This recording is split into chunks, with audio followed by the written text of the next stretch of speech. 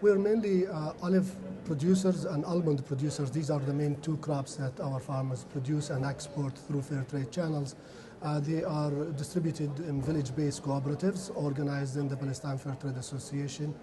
And primarily, fair trade works with marginalized communities or communities who need the support the most.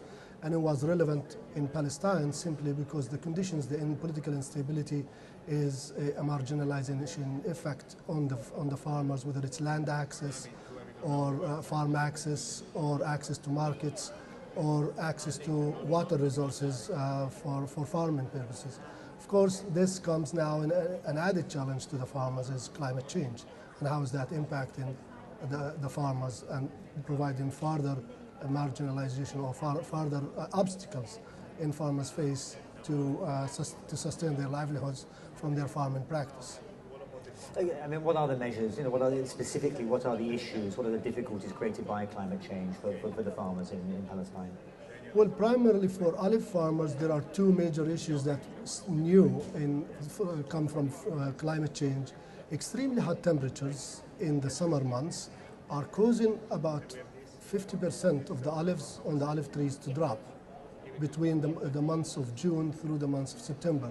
Palestine produced about 38,000 tons of olive oil in 2006, and this between 2006 and now, we've been producing between 5,000 tons to 22,000 tons of olive oil.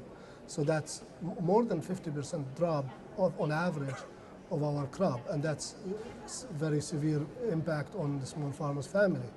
And the other challenge on the olive farmers, we have exceptionally higher humidity levels, even though there is no rain in the late spring, which is causing a fungus to grow on the olive trees. In some areas, it's really severely damaged the olive trees because once the leaves are infected with fungus, they drop. So the leaves are the kitchen where the olives, the fruits are made. So if there is no leaves on the olive tree, then there is no olives during olive season. So that's another drop on the amount of yield that the farmers are reaping from their crops. I mean, it's a very drastic decline in this rate, 50% in the rate in just a few years. Presumably, you must be very frightened that decline is going to continue, is going to accelerate in the next, in the short term. That's true, and the fluctuation that, the nature of climate change is unpredictable.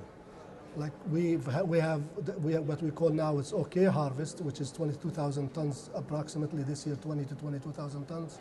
But in 2009, all of the country cultivated 5,000 metric tons. So there is, when you have small farmers that are going a year without income, practically no income when there is no crop, these farmers are left alone. They're left hanging. I mean, can you explain the benefits of fair trade to farmers in Palestine? What is it they gain from being part of the fair trade organization? The primary benefit of fair trade, number one, it works with farmers to protect them in the marketplace and provide them a higher value in the market and protect them from the fluctuation of prices to always pay a sustainable price level.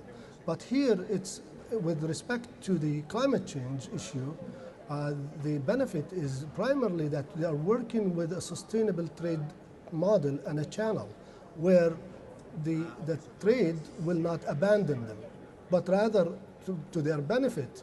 Traders become integrated into the solution. They have to, because they are working in a sustainable trade channel, supply chain, they have to protect their supply chain. So they are as invested in the lives of the farmers to leverage resources, bring in technical support and bring in their support. So through fair trade, the farmers can cultivate market forces into helping them address these challenges. But this still yet needs to be supported, that to look at trade and primarily sustainable trade models like fair trade as a part of the solution, where resources can be allocated to these channels, because the nature, as I said, of climate change is unpredictable. When these climate change events happen, there is the infrastructure through fair trade where it's channeled to the communities that need it the most, the small-scale farmers on the ground. I mean, presumably this is a message you're highlighting here in Doha. Is it a message so far you think has been heard? Are you hopeful it'll be heard? Or what is it you expect out of the Doha negotiations?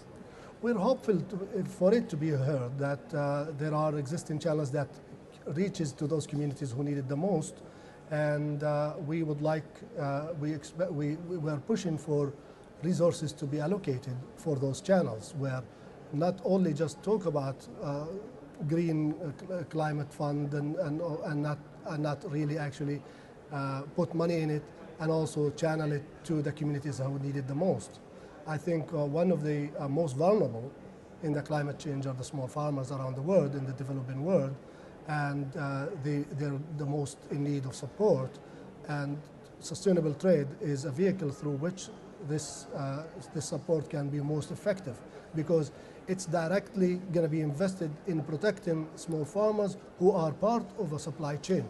And that not only it will be effective, but it will be also will have a wide spectrum of players involved in it, because the traders, the producers are not alone. There are international fair trade organizations that are in support, and the international organizations who are interested in the lives of these producers also trust the credibility of the transparent, sustainable model of trade, and they are more willing to put in their forces, their support into these channels.